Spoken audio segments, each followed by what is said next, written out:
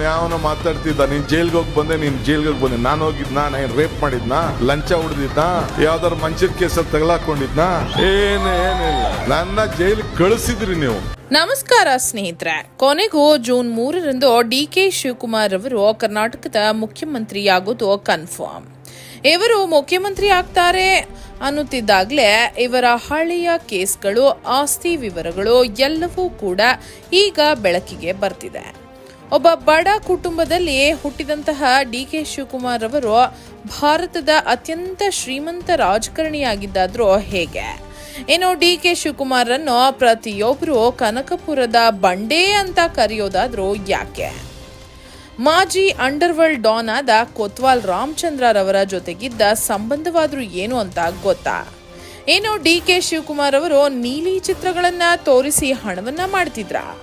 ಇನ್ನು ಡಿಕೆ ಶಿವಕುಮಾರ್ ಅವರಿಗೂ ಸಚಿವೆ ಲಕ್ಷ್ಮಿ ಹೆಬ್ಬಾಳ್ಕರ್ ಅವರಿಗೂ ಇರುವಂತಹ ಸಂಬಂಧವಾದ್ರೂ ಏನು ಅಂತ ಗೊತ್ತಾ? ಡಿಕೆ ಶಿವಕುಮಾರ್ ಅವರ ಮೇಲೆ ಒಂದಲ್ಲ ಎರಡಲ್ಲ 19 ಕ್ರಿಮಿನಲ್ ಕೇಸ್ಗಳಿವೆ. ಯಾವ ಕಾರಣಕ್ಕೆ ತಿಳಿದ್ರೆ ನಿಜಕ್ಕೂ ನೀವು ಕೂಡ ಶಾಕ್ ಆಗ್ತೀರಾ. ಇಷ್ಟೊಂದು ಕ್ರಿಮಿನಲ್ ಕೇಸ್ಗಳಿದ್ರೂ ಕೂಡ ಡಿಕೆ ಶಿವಕುಮಾರ್ ಅನ್ನು ಕಾಂಗ್ರೆಸ್ ಪಕ್ಷವು ಮುಖ್ಯಮಂತ್ರಿ ಮಾಡ್ತಿರೋದು ಯಾಕೆ? ಈ ಎಲ್ಲ ವಿವರವನ್ನ ಈ ವಿಡಿಯೋದಲ್ಲಿ ತಿಳಿಸಿಕೊಡ್ತೀವಿ. ಕೊನೆವರೆಗೂ ವಿಡಿಯೋವನ್ನ ಸ್ಕಿಪ್ ಮಾಡದೆ ನೋಡಿ. ಕರ್ನಾಟಕವನ್ನು ಲೂಟಿ ಹೊಡಿತಿರುವಂತಹ ಪ್ರತಿಯೊಬ್ಬ ಭ್ರಷ್ಟ ರಾಜಕಾರಣಿ ಮನೆ ಮೇಲೂ ಕೂಡ ಇಡಿ ಮತ್ತು ಇನ್ಕಮ್ ಟ್ಯಾಕ್ಸ್ ದಾಳಿ ನಡಿಲೇಬೇಕು ಎಂದು ನೀವು ಕೂಡ ಬಯಸ್ತಿದ್ರೆ ಈ ವಿಡಿಯೋವನ್ನ ತಪ್ಪದೆ ಲೈಕ್ ಮಾಡಿ ಸ್ನೇಹಿತರೆ. ಇನ್ನು ಡಿಕೆ ಶಿವಕುಮಾರ್ ಅವರು ಕರ್ನಾಟಕದ ಮುಖ್ಯಮಂತ್ರಿ ಆಗ್ತಿರೋದಕ್ಕೆ ನಿಮ್ಮ ಬೆಂಬಲವಿದೆಯಾ? ಹೌದು ಅನ್ನೋ ಹಾಗಿದ್ರೆ ಎಸ್ ಅಂತ, ಇಲ್ಲ ಅನ್ನೋ ಹಾಗಿದ್ರೆ ನೋ ಅಂತ ಕಮೆಂಟ್ ಮಾಡಿ ತಿಳಿಸಿ. ಸ್ನೇಹಿತರೆ, ಈ ಕಾಲದಲ್ಲಿ ಹಲವರು ರಾಜಕಾರಣಕ್ಕೆ ಬರುವುದೇ ಹಣ ಮಾಡೋದಕ್ಕೆ. 10 ಕೋಟಿ ರೂಪಾಯಿ ಆಸ್ತಿ ಇರುವಂತಹ ರಾಜಕಾರಣಿ ಕೆಲವೇ ವರ್ಷಗಳಲ್ಲಿ 100 ಕೋಟಿ ರೂಪಾಯಿ ಆಸ್ತಿ ಮಾಡ್ಬಿಡ್ತಾರೆ. ಆದ್ರೆ ಡಿಕೆ ಶಿವಕುಮಾರ್ ಅವರ ಕತೆ ಹಾಗಲ್ಲ. 2004ರಲ್ಲಿ ಇವರ ಆಸ್ತಿ 7 ಕೋಟಿ ರೂಪಾಯಿ ಇತ್ತು. ಆದರೆ ಈಗ ಕೇವಲ 20 ವರ್ಷಗಳಲ್ಲಿ 1413 ಕೋಟಿ ರೂಪಾಯಿ ಆಗಿದೆ. ಇಷ್ಟೆಲ್ಲ ಒಬ್ಬ ರಾಜಕಾರಣಿ ಹೇಗೆ ದುಡಿದ್ರು ಅಂತ ಅನುಮಾನ ನಿಮಗೂ ಕೂಡ ಕಾಡ್ತಿರುತ್ತೆ ಅಲ್ವಾ? ಅದಕ್ಕೂ ಮುನ್ನ ಅವರ ಹಿನ್ನೆಲೆ ಏನು, ಅವರ ವಿದ್ಯಾಭ್ಯಾಸವೇನು ಅನ್ನೋದನ್ನ ಸ್ವಲ್ಪ ಡೀಟೇಲ್ ಆಗಿ ನೋಡೋಣ ಬನ್ನಿ. ಡಿಕೆ ಶಿವಕುಮಾರ್ ಅಂತಂದ್ರೆ ದೊಡ್ಡ ಹಾಲಹಳ್ಳಿ ಕೆಂಪೇಗೌಡ ಶಿವಕುಮಾರ್ ಅಂತ. ಇವರು ಹುಟ್ಟಿದ್ದು 1962ರ ಮೇ 15ರಂದು ಬೆಂಗಳೂರು ಜಿಲ್ಲೆಯ ಕನಕಪುರದಲ್ಲಿ. ಈಗ ಇವರಿಗೆ 64 ವರ್ಷ ವಯಸ್ಸು. ಇವರ ತಂದೆಯ ಹೆಸರು ಬಂದು ಕೆಂಪೇಗೌಡ ಹಾಗೂ ತಾಯಿಯ ಹೆಸರು ಬಂದು ಗೌರಮ್ಮ ಅಂತ. ಇನ್ನು ಡಿಕೆ ಶಿವಕುಮಾರ್ ಅವರಿಗೆ ಒಬ್ಬ ತಮ್ಮ, ಅವರ ಹೆಸರು ಬಂದು ಡಿಕೆ ಸುರೇಶ್ ಅಂತ. ಇನ್ನು ಇವರ ತಂಗಿಯ ಹೆಸರು ಬಂದು ಡಿಕೆ ಪದ್ಮ. ಇವರು ಮೂಲತಃ ಒಕ್ಕಲಿಗ ಸಮುದಾಯಕ್ಕೆ ಸೇರಿದವರು. ಇವರು ಬೆಂಗಳೂರಿನ ವಿದ್ಯಾವರ್ಧಕ ಶಾಲೆಯಲ್ಲಿ SSLCಯನ್ನ ಮುಗಿಸ್ತಾರೆ. ಬೆಂಗಳೂರಿನ SJRC ಕಾಲೇಜಿನಲ್ಲಿ ಡಿಗ್ರಿ ಮುಗಿಸ್ತಾರೆ. ಕಾಲೇಜ್ ದಿನಗಳಲ್ಲಿ ವಿದ್ಯಾಭ್ಯಾಸಕ್ಕಿಂತ ಸ್ಟೂಡೆಂಟ್ ಪಾಲಿಟಿಕ್ಸ್ನಲ್ಲೇ ಜಾಸ್ತಿ ಇನ್ವಾಲ್ವ್ ಆಗಿದ್ರು. ಆಗಿನ ಕಾಲದಲ್ಲೇ ಕಾಂಗ್ರೆಸ್ ಪಕ್ಷದ ವಿದ್ಯಾರ್ಥಿ ಘಟಕದ NSUI ಸೇರಿದ್ರು. ಇನ್ನು ಕಾಲೇಜ್ ದಿನಗಳಲ್ಲಿ ಡಿಕೆ ಶಿವಕುಮಾರ್ ಅವರು ಒಳ್ಳೆಯ ಕ್ರೀಡಾಪಟುಗಳಾಗಿದ್ರು.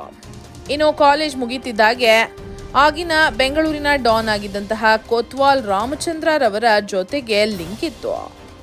ಇದನ್ನ ಅವರ ರಾಜಕೀಯ ಗುರುವಾದ LN ಮೂರ್ತಿರವರೇ ಒಂದು ಇಂಟರ್ವ್ಯೂನಲ್ಲೇ ಹೇಳಿದ್ರು.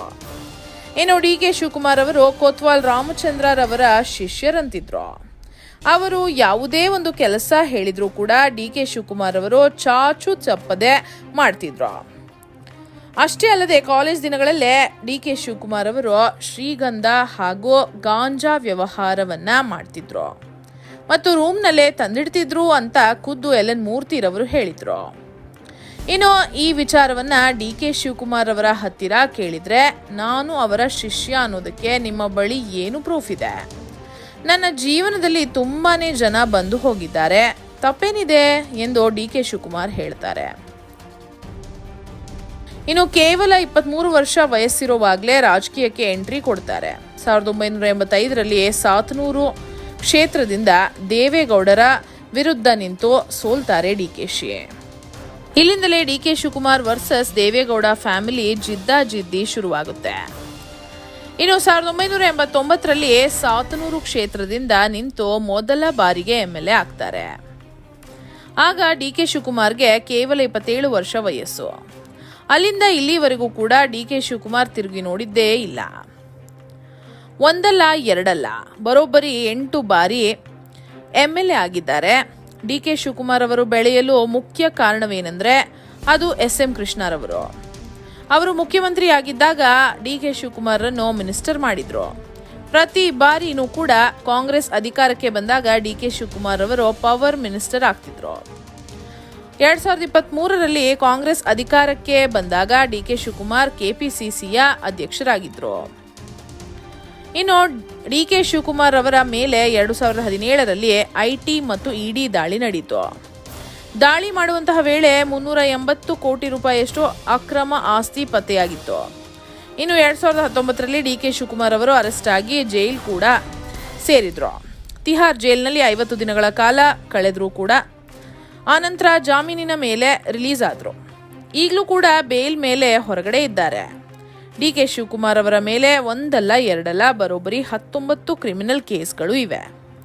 ಇದನ್ನ ಅವರೇ ಚುನಾವಣೆ ಸಂದರ್ಭದಲ್ಲಿ ಘೋಷಣೆ ಮಾಡಿದ್ರು. ಇನ್ನು ಮದುವೆ ವಿಚಾರಕ್ಕೆ ಬರೋದಾದ್ರೆ 1993ರಲ್ಲಿ ಉಷಾ ಎಂಬುವವರನ್ನ ಮದುವೆ ಆದ್ರು. ಇವರಿಗೆ 3 ಮಕ್ಕಳು, ಐಶ್ವರ್ಯ, ಆಭರಣ್ ಮತ್ತು ಆಕಾಶ್ ಅಂತ. ಇನ್ನು ಆಸ್ತಿ ವಿಚಾರಕ್ಕೆ ಬರೋದಾದ್ರೆ ದೇಶದಲ್ಲೇ ಅತ್ಯಂತ ಶ್ರೀಮಂತ ರಾಜಕಾರಣಿ ಎಂಬ ಹೆಗ್ಗಳಿಕೆ ಇವರ ಮೇಲಿದೆ.